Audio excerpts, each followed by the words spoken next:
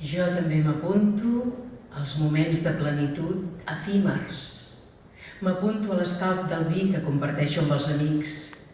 M'apunto a la ironia que matisa sense destruir. M'apunto a les àrees de Verdi, a les obertures de Wagner. M'apunto a la poesia i a la música sense saber què són primer, si els sons o els mots. M'apunto a l'amistat que no troba explicació racional i que tanmateix no deixa de durar. M'apunto al diàleg dels intel·ligents, m'apunto a la maldat quan aquesta és gandula i a la beneiteria quan calla. M'apunto al silenci de l'amiga que només m'escriu quan té alguna cosa a dir-me i també m'apunto al record d'un poti-poti que vaig menjar un dia a la vora del mar. M'apunto als versos quan no són ximples i a les pel·lícules que ens deixen només una seqüència immortal dins els ulls de la ment. M'apunto amb els adolescents que saben que quan dormen els creix el bigoti i m'apunto amb les noies que estan tristes i que no saben per què.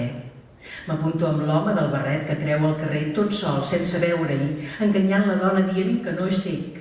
I m'apunto amb l'andalusa que riu mentre m'explica les desgràcies familiars. M'apunto amb el borratxo que no fa mal i a la vella prostituta que tot el dia es queixa de les cames. M'apunto a les interminables discussions sobre si el capvespre damunt l'Empordà és més bonic que no pas a l'Alt Urgell. I també amb els que encara són capaços de perdre l'oremos per un pronom feble mal col·locat.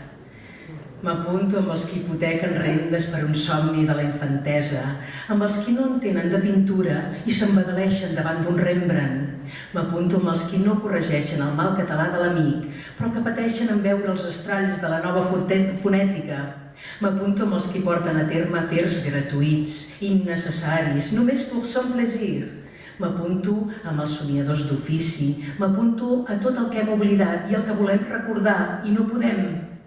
M'apunto amb els ingenus que no temen dir en veu alta els seus pensaments i amb els que de tant en tant fan una lleugera relliscada. M'apunto amb els que es moren cada dia un xic. M'apunto amb els enamorats que no creuen en l'amor, amb els que no tenen pressa i per tant no destorben el veí. M'apunto al parlar per parlar, m'apunto amb els que baden i conviden a badar, m'apunto amb els que saben per què riuen i per tant no els fa cap vergonya plorar. M'apunto amb els que perden el càrrec perquè saben que tota injustícia no du a l'ordre sinó un desordre més gran. M'apunto, en conseqüència, a tot allò que la guerra desbarata, a tot allò que després costa tant de tornar a compondre. La guerra no és només un afer sagnant, és inútil.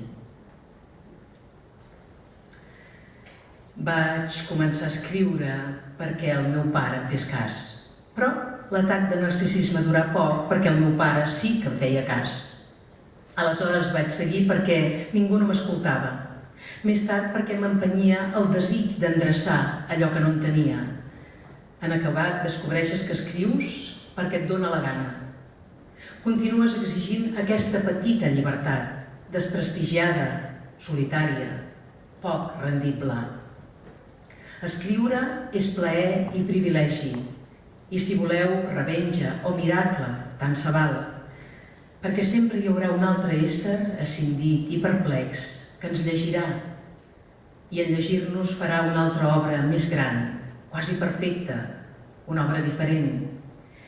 I aleshores comença el plaer del lector i s'acaba la nostra feina.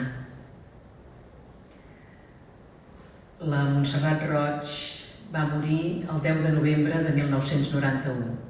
Tenia només 45 anys.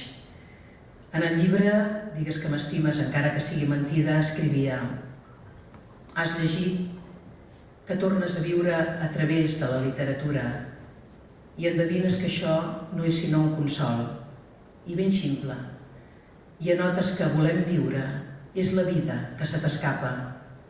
Descobreixes que no podem captar el temps en la seva puresa i tot d'una, el delit de captar el temps en tota la seva puresa t'ha atrapat.